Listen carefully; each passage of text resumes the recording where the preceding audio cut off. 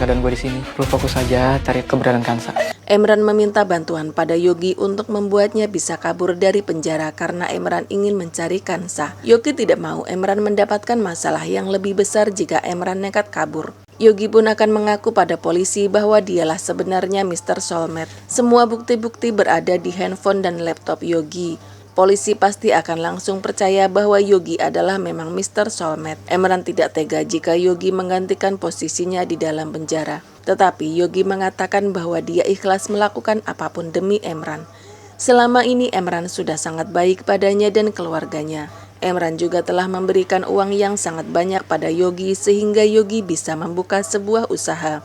Oleh karena itu Yogi ingin membalas semua kebaikan Emran. Emran terharu. Sebelum pergi Emran memeluk Yogi dengan erat. Dia berjanji kalau dia akan mencari pengacara terbaik untuk membantu Yogi keluar dari penjara. Nyawa harus dibayar dengan nyawa. Ketika pulang dari rumah sakit, mobil Fatan dihadang oleh ibu-ibu yang suaminya meninggal di rumah sakit Mitra Health. Ibu-ibu itu merasa dendam pada Fatan karena Fatan tidak bisa menyelamatkan nyawa suaminya. Bersama dengan anak buahnya, ibu-ibu itu ingin membalaskan dendamnya pada Fatan.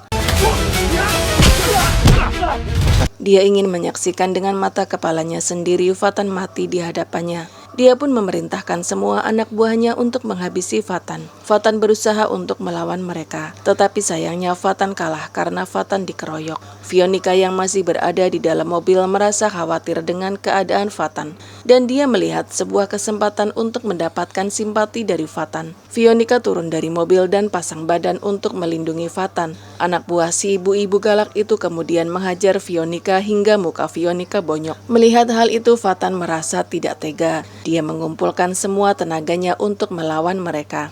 Setelah mereka berjatuhan, Fatan dan Fionika bergegas lari dan masuk ke dalam mobil Fatan. Fatan segera melajukan mobilnya dengan kecepatan tinggi agar tidak sampai terkejar oleh si ibu galak dan anak buahnya.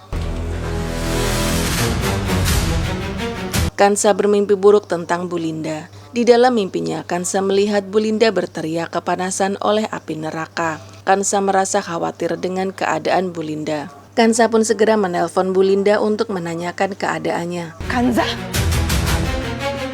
Dengan nada jutek, Bu Linda mengatakan bahwa dia baik-baik saja dan Kansa tidak perlu memikirkan dirinya. Kansa ingin memastikan bahwa keadaan Bu Linda benar-benar baik-baik saja. Kansa akan datang ke Jakarta dan menjaga Bu Linda untuk sementara waktu. kamu jangan pernah nginjakin kaki kamu di rumah saya.